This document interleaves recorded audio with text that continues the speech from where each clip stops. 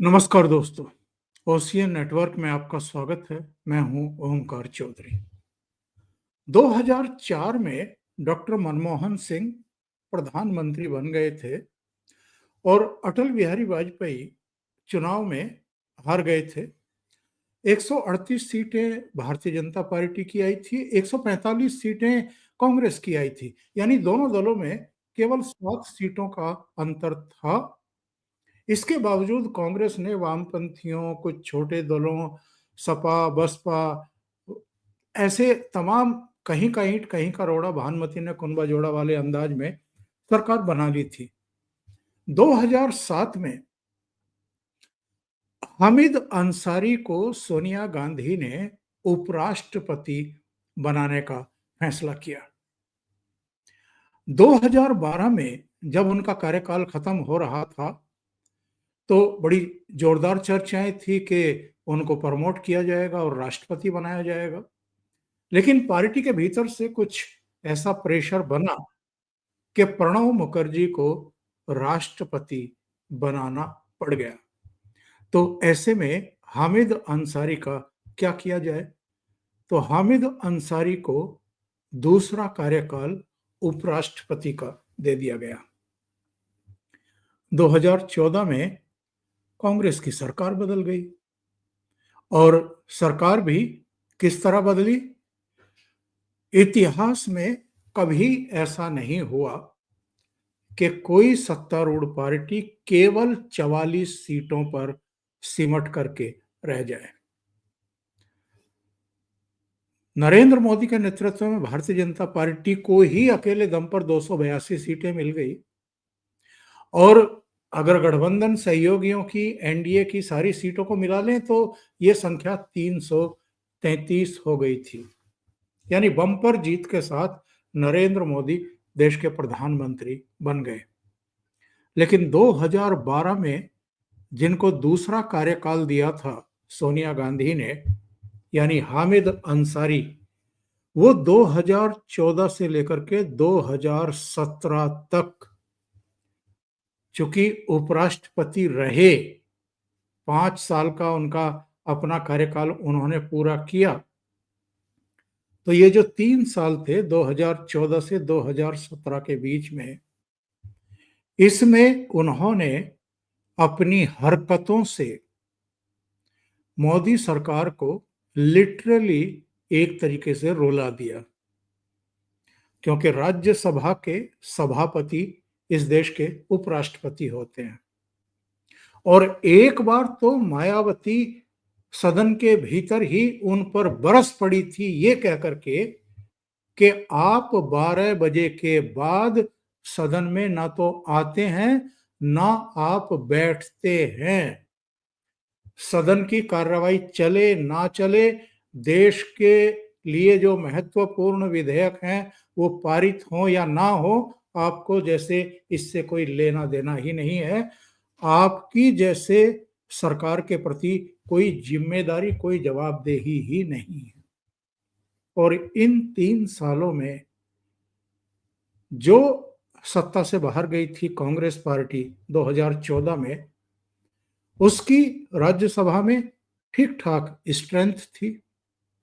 Bharatiya Janata party के उतने member नहीं थे, उनके सहयोगियों के भी उतने मेंबर नहीं थे। तो कांग्रेस आए दिन राज्यसभा में राजनीति का अखाड़ा बनाती थी, हंगामे करती थी, सदन को चलने नहीं देती थी, विधायी कार्यों को पास होने नहीं देती थी, उन पर कोई चर्चा नहीं होती थी। और हामिद अंसारी जो उनके उपराष्ट्रपति के तौर पर, सभापति के तौर पर आसन पर विराजमान थे, वो 10 मिनट के भीतर, बल्कि 10 मिनट से भी कम समय की अवधि में सदन को दिन भर के लिए स्थगित करके भाग खड़े होते थे।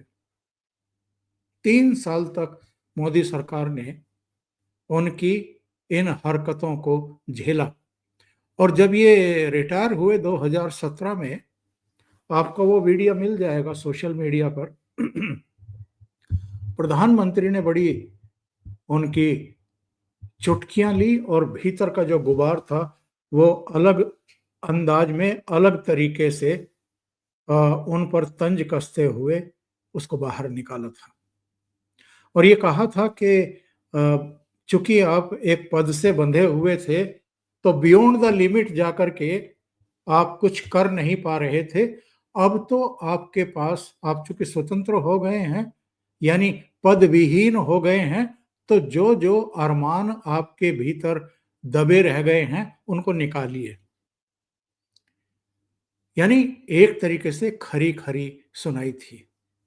तो कांग्रेस का जो रवैया रहा है मोदी सरकार के प्रति और प्रधानमंत्री मोदी के प्रति, और मैं तो कहूंगा कि जो भी जनादेश आता है, जो भी देश की जनता निर्णय करती है अपने मत के जरिए, वो सर्वोच्च स्तर पर अगर देखें तो देश के हित में होता है। अगर 2014 में कांग्रेस को उसने जूतों की माला पहना करके, और मैं तो कहूंगा कि मुंह काला करके अगर सत्ता से बाहर भेजा था, तो ये जो अपमान था 44 सीटों पर सिमट जाने का, इसको कांग्रेस कभी भूल नहीं पाई। और उसको हमेशा ये लगता रहा कि नरेंद्र मोदी की जो लोकप्रियता है, उनका जो बात कहने का और लोगों को कन्विंस करने का तरीका है, उसकी वजह से उनकी ये दुर्दशा हुई है। और ये तो गुजरात में भी जब 13.5 साल तक मुख्यमंत्री थे, तो वहां भी इनको पता नहीं क्या क्या गालियां इन लोगों ने बकी हैं। खुद सोनिया गांधी ने 2007 में उनको मौत का सौदागर तक करार दे दिया था, जबकि किसी एजेंसी ने, किसी आयोग ने, किसी कोर्ट ने रत्ती भर भी नरेंद्र मोदी की गुजरात दंगों को लेकर के किसी भी तरह की सहभागिता, मतलब अंडरलाइन तक नहीं की है, कहीं कुछ नहीं। फिर भी ये लोग नरेंद्र मोदी की जो मेधा है, जो उनकी प्रतिभा है, जो उनका विजन है, राष्ट्र के प्रति जो उनका समर्पण है, और जो सांस्कृतिक राष्ट्रवाद के प्रति, विरासत के प्रति उनका समर्पण का भाव है, उससे ये डे वन से ही खुंदक खाते थे। और इनको ये भी एहसास था कि ये आदमी कांग्रेस के अस्तित्व के लिए कितना बड़ा खतरा साबित हो सकता है। अभी अगर हाल की हम बात करें, वैसे तो हम 2014 से ही देख रहे हैं, ना तो लोकसभा में और ना ही राज्यसभा में कांग्रेस ने कोई भी संसद सत्र निर्विघ्न, निर्बाध गति से चलने नहीं दिया है। कोई ना कोई ऐसे भी विषय जो मुद्दे हो ही नहीं सकते हैं, उनको भी मुद्दों की तरह पेश करके और पार्लियामेंट को बंधक बना करके रख छोड़ा। बहुत सारे मुद्दे ऐसे बीच में आए हैं जिनको लेकर के इन्होंने हर संसद सत्र के शुरू के 10, 12, 15 दिन डिस्ट्रॉय करके रख दिए। कोई कोई तो सेशन पूरा बर्बाद करके रख दिया। ये मंगलवार को अभी भी इनकी कोशिश लोकसभा में भी और राज्यसभा में भी ये है, बजट पेश हो गया है, राष्ट्रपति का अभिभाषण भी हुआ था, चूंकि नया सत्र था नए साल में, उस पर प्रधानमंत्री जवाब दे चुके। राष्ट्रपति के अभिभाषण पर जो चर्चा हुई थी, बजट पेश हुआ था तो बीच में गैप हुआ, और अभी 10 मार्च से सेकंड पार्ट शुरू हुआ है बजट सत्र का। तो ये इन लोगों को चिंता नहीं है बजट सत्र की, बजट की। वो पास हो, विभागों को एलोकेशन हो, जो काम होने होते हैं देश के, देश हित के, वो सब तेज गति से होने शुरू हो। इनको किसी भी तरीके से पार्लियामेंट को रोकना है, रायता फैलाना है, मोदी सरकार पर कीचड़ उछालना ही उछालना है। अब मंगलवार को एजुकेशन मिनिस्टर कुछ समय के लिए राज्यसभा में नहीं थे। उप सभापति चेयर पर थे, क्योंकि सभापति जगदीप धनखड़ साहब अस्वस्थ हैं, एम्स में हैं, तो वो चेयर पर थे। तो इसको मुद्दा बनाया गया। जब हरिवंश जी ने शिक्षा मंत्री को पुकारा तो वो नहीं थे, सदन कुछ समय के लिए स्थगित किया गया, उसके बाद फिर बैठा तो मल्लिकार्जुन खड़गे जो नेता प्रतिपक्ष हैं, उन्होंने ये सवाल खड़ा किया।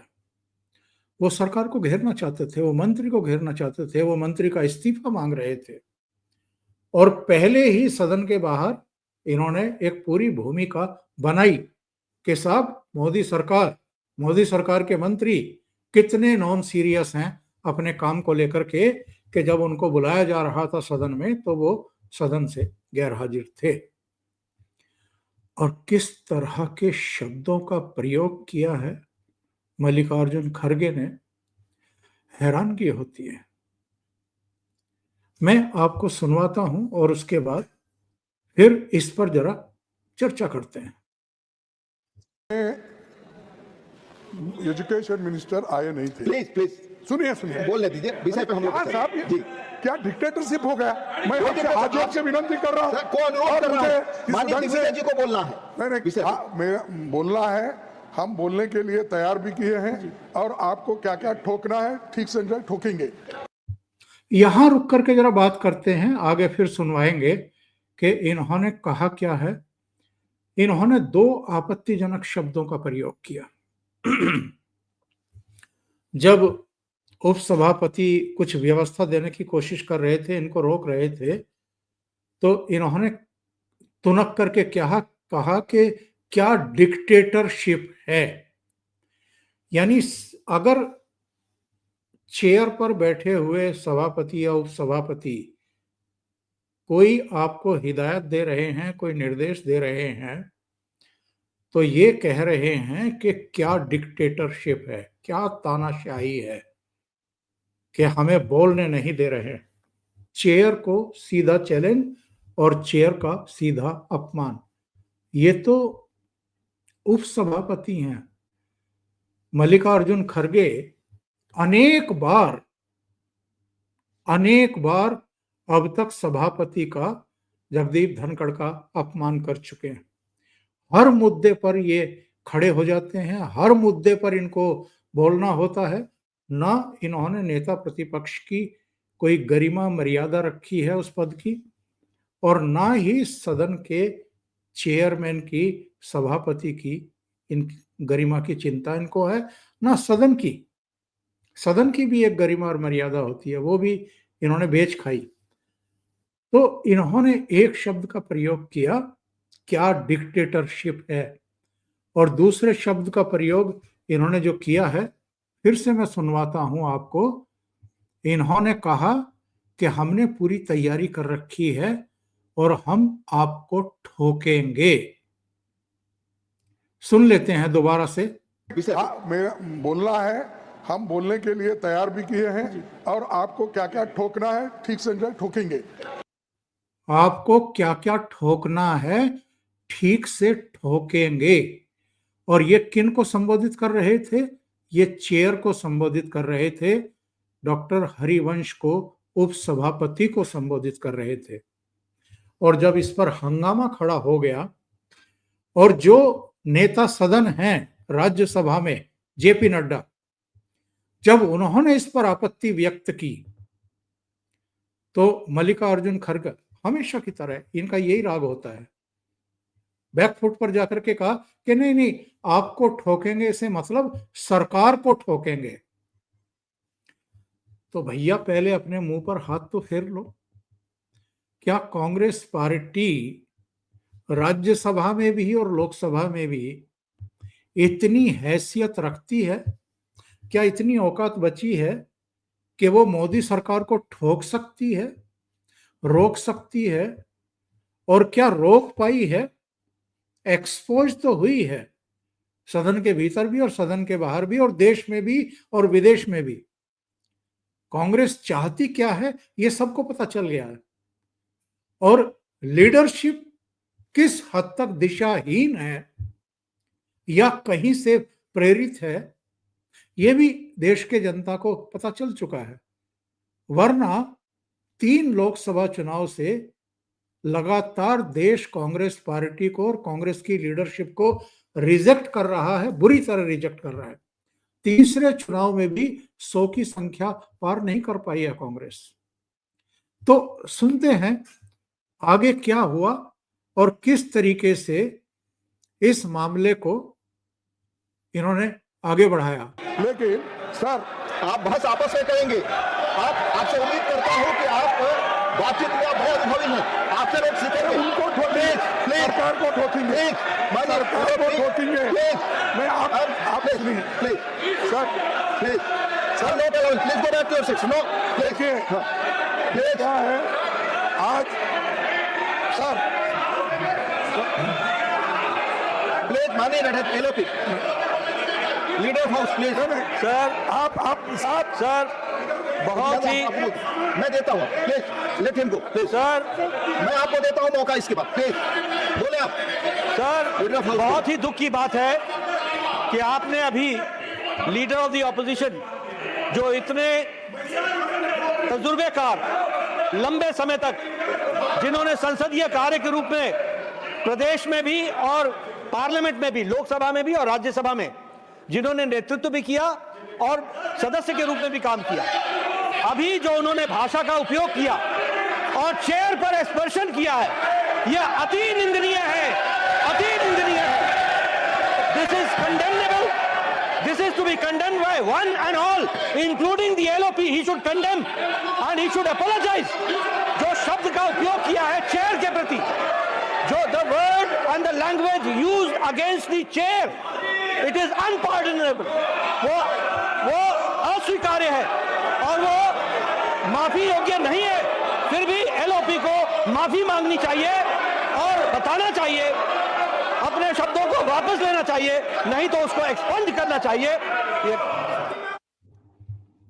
और जब ये हंगामा खड़ा हो गया सदन के भीतर और सत्ता पक्ष के सांसद भी खड़े हो गए, मल्लिकार्जुन खड़गे के ये जो आपत्तिजनक असंसदीय शब्द थे, डिक्टेटरशिप वाले भी और आपको ठोकेंगे भी, और किस तरह ठोकेंगे ये भी हमने तय कर लिया है इन शब्दों पर, तो फिर मल्लिकार्जुन खड़गे को सफाई देनी पड़ी, बैकफुट पर जाना पड़ा। प्लीज